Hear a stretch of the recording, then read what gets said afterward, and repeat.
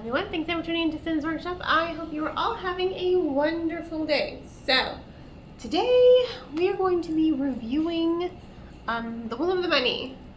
And I gotta say, I love this book. It was so good, you guys. It was so good. I will say that the opening chapters were a little slow, but they were still very, very interesting because you're getting a lay of the land, you're getting a little bit of the history that's going on with this world. And I think what really is phenomenal for me is this book very much sits on that precipice between science fiction and fantasy. And it very much is a sci-fi fantasy book. You know, some books are strictly just science fiction and some books are fantasy. And this one for me sat really in that precipice, you know, right there in the middle. Because it seems like it's a very kind of sci-fi world. It reminded me of Red Rising a lot, and I think that's why I liked it so much, because I love Red Rising, you guys. I love Red Rising so much. So much. So I think that's part of why I like this book so much. But he's so different from Darrow. So absolutely different. He's definitely younger, right? But I loved just the atmosphere that was going on in this book. It was so good. It was so good. I was pleasantly surprised. This is a book that has been on my TBR. I knew I was going to like it, or at least I hoped I was going to like it. I didn't think I was going to love it this much. To the point where I was reading it and I had to grab the audiobook because I didn't want to put it down. So I wanted to be listening to it as I'm cooking. I didn't want to stop reading it. And in fact, whenever I have to stop, I'm like, oh, damn it, I have to stop now. I would read it during the physical book during my lunch break at work. And I'm like, do I have time for another chapter? Yeah, I can clock in a minute late. It'll be okay. Or I'll be like, oh, I don't have not enough time. I have to stop here. Like, the urgency at which I wanted to continue reading this book was there. It really, really was such a phenomenally written book. I love the characterization.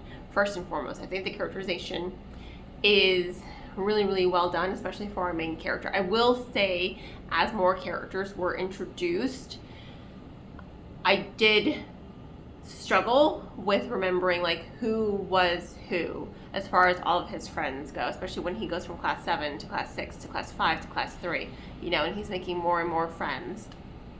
So I did some of the other characters, like the main characters, like his best friends, I definitely could remember them, but everyone else, I was just, you know, like, okay, who are you again? So I will say that that was just a struggle for me, just because as the story was progressing, we're introducing more and more characters and their dynamics with him.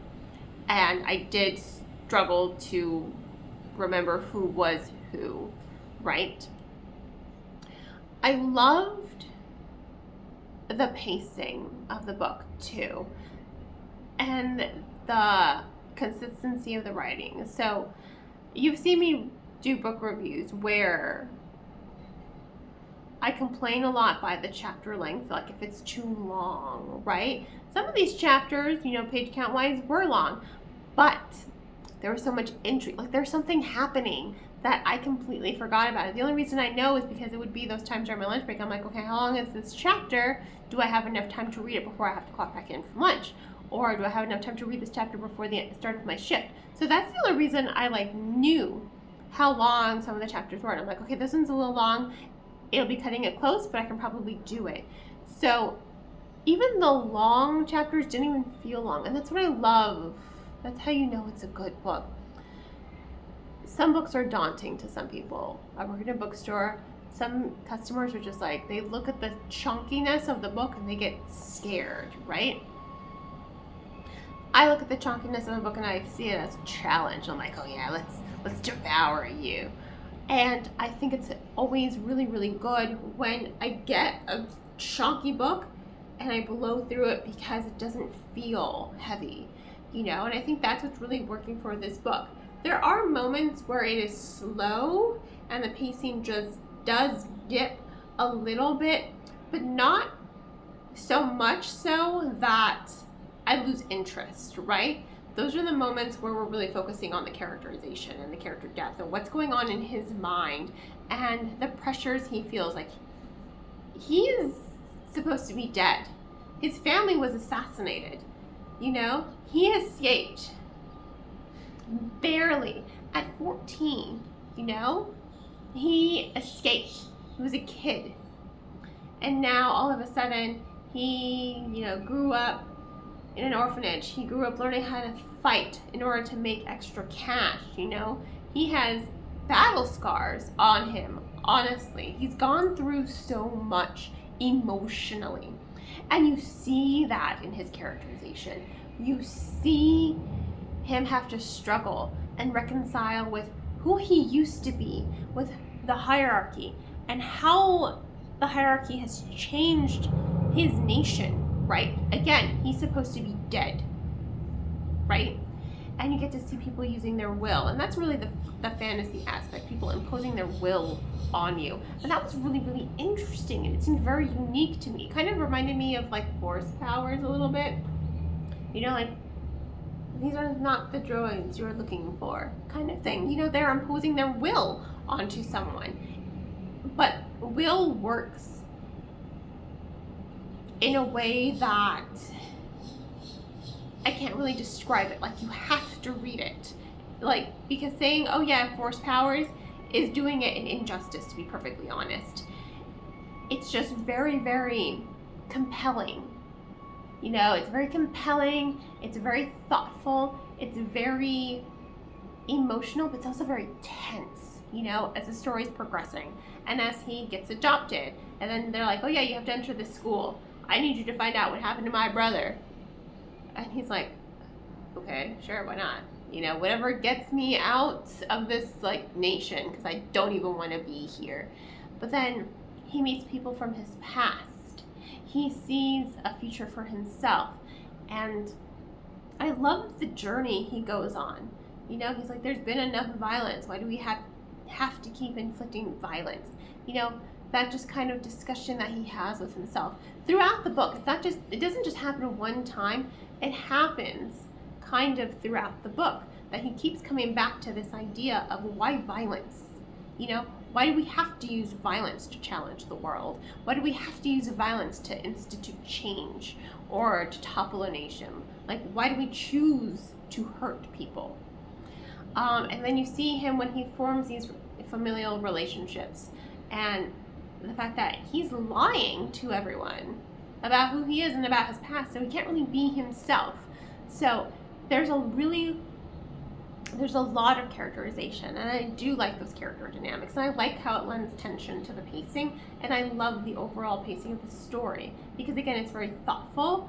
And even when he's in school, right, you would think that would be, there is a risk. I will say, there are times, again, when the pacing does slow and dip when he is at school, but then you see the challenges he has to face, and it's just, oh god.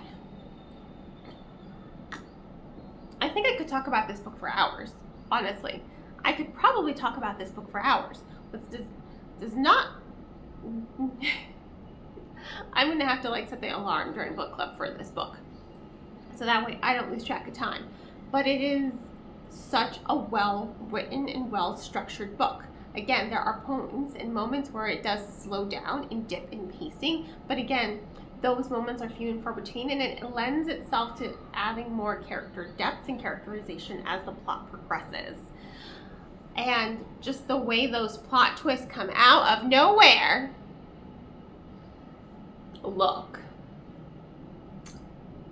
that ending, it's a good thing I already own book 2, because if you do not think I'm adding that to my TBR soon, you would be mistaken. That shit's gonna go right on my library card.